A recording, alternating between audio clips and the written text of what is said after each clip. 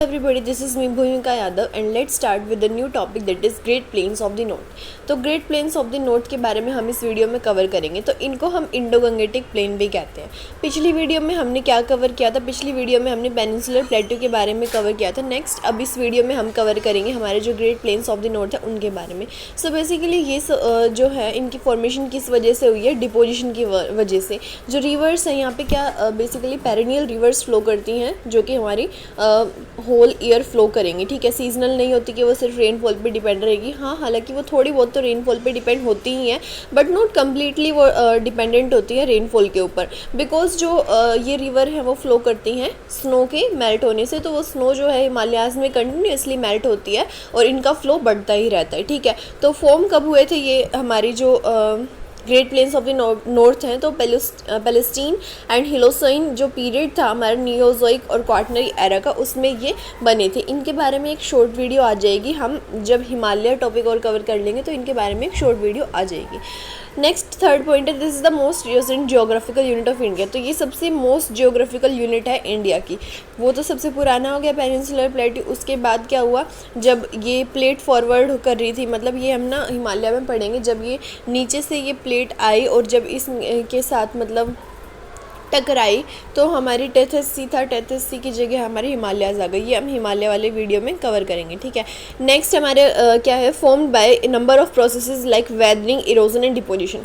Weathering का मतलब जो डेनुडेशन होती है हमारी रॉक्स की, that is called weathering. Erosion जो होता है वो भी एक टाइप का हमारा वो क्या हो गया, मतलब इरोड हो रही है, मतलब वो हो रही है, कटाव हो रहा है, और डिपोजिशन की डिपॉजिट हो रहा है। ठीक है, इन सब प्रोसेसेस की वजह से क्या हो रहा है, हमारा बना है great plains of the north. तो जो वर्क है वेदरिंग ऑफ रॉक्स का वो किसने करा है? स्टॉर्मी विंड्स ने। ठीक है, यहाँ बहुत तेज़ हवाएं चलती हैं, तो जो डेन्यूडेशन है रॉक्स का, that is done by stormy winds and the work of erosion and deposition carried out by rivers over a period of millions of years।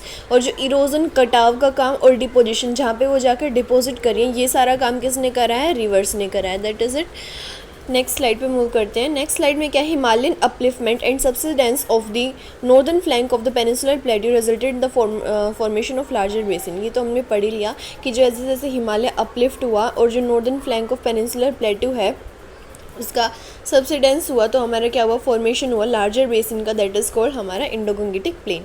This basin over a period of time was gradually filled by deposition of sediments brought by the Himalayan rivers from the north and peninsular rivers from the south। तो जो Himalayan reverse हैं उन्होंने क्या करा, north से deposition करा, because वो north से फ्लो करती हैं। और जो पेनिनसुलर रिवर्स हैं जो कि हमारे बे ऑफ बंगाल में जाके गिरती हैं, बेसिकली ईस्ट फ्लोइंग रिवर्स हैं, उन्होंने डिपोजिशन करा हमारा इस साइड में। और वेस्ट फ्लोइंग रिवर्स जो कि अरेबियन सी में अपना पानी ड्रेन करती हैं, उन्होंने कहाँ पे करा, वेस्टर्न साइड में डिपोजिशन करा। तो डिपोजिशन की वजह से, इरोजन की वजह से क्या फॉर्मेशन हुई है, किसकी फॉर्मेशन हुई है? इंडो गंगेटिक प्लेन्स की, that is our northern plains. A flatland of alluvial deposits led to the formation of northern plains. ये हमने पढ़ लिया कि फ्लैटलैंड है जो एलुवियल डिपॉजिट का, उससे क्या बना हुआ है हमारा नॉर्दर्न प्लेन। तो नॉर्दर्न प्लेन्स में ना कई सारी टाइप की मिट्टी मिलती है हमें, और बेसिकली ना हमारा जो नॉर्दर्न इंडिया है उसमें हमारी एलुवियल सोइल ही मिलेगी, बिकॉज जो हमारी पेरिनियल रिवर्स फ्लो करके आती हैं हिमालयाज से, वो क्या लेके आती हैं अपने साथ? बहुत सारा सिल्ट और जो मतलब मिनरल्स के साथ आती हैं वो, क्योंकि वो कटाव करती हुई आती है रॉक्स का,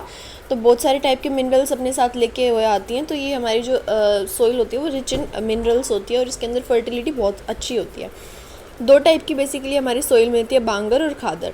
जैसे हम एक ट्रिक बताते हैं, तो इसमें क्या है, भंगार, भंगार जो हम बोलते हैं तो पुराने सामान को बोलते हैं, तो ऐसे ही क्या है कि जो ओल्ड एलुवियल सोइल है उसको हम भांगर बोलेंगे, और खादर किसको बोलेंगे? जो न्यू एलुवियल सोइल है। बांगर जैसे कि हमारे देखो एक रिवर है, ये माउंटेन है, यहाँ से रिवर निकली है, तो यहाँ से निकल के जाएगी, तो जो ये वाला पास वाला एरिया है इसमें सारे में क्या मिलेगी, हमें खादर मिलेगी, और जो दूर दूर वाला एरिया उसमें क्या मिलेगी, बांगर मिलेगी। वैसे तो रिवर अपना कोर्स चेंज करती रहती है, बट जो पास वाली मिट्टी है वो ज़्यादा फर्टाइल होगी। ठीक है, दूर वाली थोड़ी कम फर्टाइल होगी, बट फिर भी जो दूर वाली है उसकी फर्टिलिटी भी in comparison to other soils बहुत ज़्यादा होगी। Next point, petroleum and coal regions are also found here as they were form due to submergence of vast forest tract of this area. तो यहाँ पे पेट्रोलियम और कोल के deposits भी बहुत सारे मिलते हैं, but not in an ample amount, इतना ज़्यादा अमाउंट भी नहीं मिलते, बट हाँ थोड़े नाम मात्र के रिसोर्सेज मिलते हैं नॉर्दर्न प्लेन्स में। बट ये किसके लिए बेस्ट नोन है? ये ग्रीनरी ऑफ इंडिया कहलाता है, क्योंकि यहाँ पे क्या होता है बेसिकली एग्रीकल्चर होता है। ग्रीन रेवोल्यूशन जो आया वो भी हमारे इसी पार्ट में आया। नेक्स्ट है agriculture. Indian plains are the base for the survival. हाँ, तो हम इसकी इंपॉर्टेंस पढ़ते हैं, सॉरी।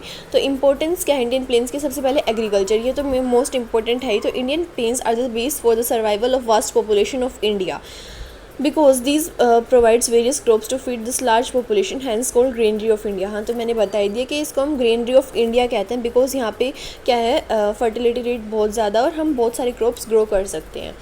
अगर हम देखें तो यूरोप की जो कंट्रीज़ हैं उसमें क्या होता है कि ना पूरे साल में सिर्फ एक ही क्रॉप ग्रो करते हैं और फिर उसके बाद उस लैंड को फैलो छोड़ देते हैं, मतलब खाली छोड़ देते हैं बिकॉज उसकी फर्टिलिटी इतनी कम है। और हमारे इंडिया में क्या होता है कि एक साल में हम 3 क्रॉप्स भी ग्रो कर लेते हैं, ठीक है।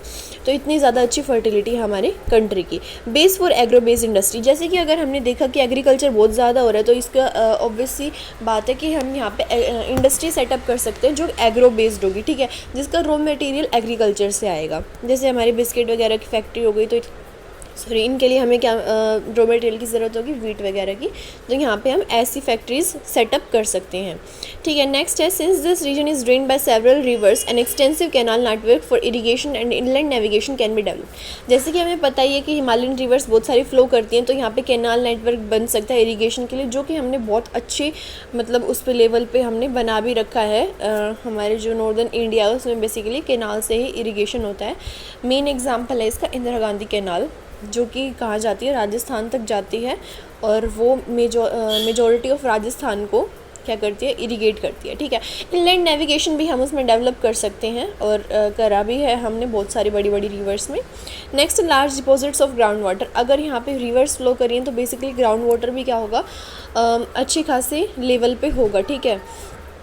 नेक्स्ट है यहाँ पे अगर हमें पानी मिल रहा है तो हम यहाँ पे ना आर्टिफिशियली पॉन्ड बना के तो हम फिशरीज़ को भी डेवलप कर सकते हैं और उसकी भी एडुकेट सप्लाई होती है मार्केट में, ठीक है। मतलब एडुकेट सप्लाई हम कर सकते हैं मार्केट में, तो वो एक क्या हो गया कि हम उससे फाइनेंशियली हमें उससे बेनिफिट होगा। Because of sedimentary geological structure these plain have large deposits of fossil fuels. जो मतलब एक तो बेसिकली सेडिमेंट्री जियोलॉजिकल स्ट्रक्चर है, तो इसमें क्या मिलेंगे हमें, डिपॉजिट्स मिलेंगे फॉसिल फ्यूल्स के, बहुत कम अमाउंट में पर हाँ मिलेंगे। Road and rail transport can be developed in this region relatively with ease due to its little और नो स्लोप ग्रेडियंट। तो यहाँ पे क्या है, स्लोप बहुत कम है और ना के ही बराबर है, पता भी नहीं चलता। हम दिल्ली जो है 216 मीटर पे है और कलकत्ता हमारा बेसिकली 16 मीटर पे ही है।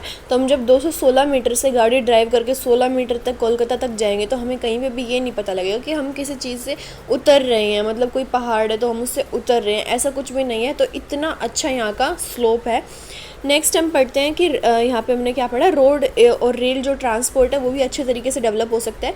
क्यों? क्योंकि रोड जो है वो माउंटेनियस एरिया में या फिर बहुत सारे मार्शी एरियाज़ में बनाना, कंस्ट्रक्ट करना बहुत हार्ड होता है रिलेटिवली।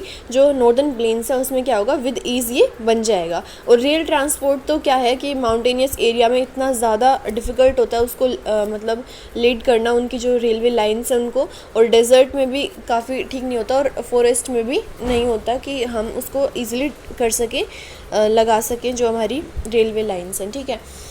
तो ये हमारी स्लाइड कंप्लीट हुई हैं, तीनों स्लाइड्स। कोई डाउट हो तो मेरे को बता देना। Thank you.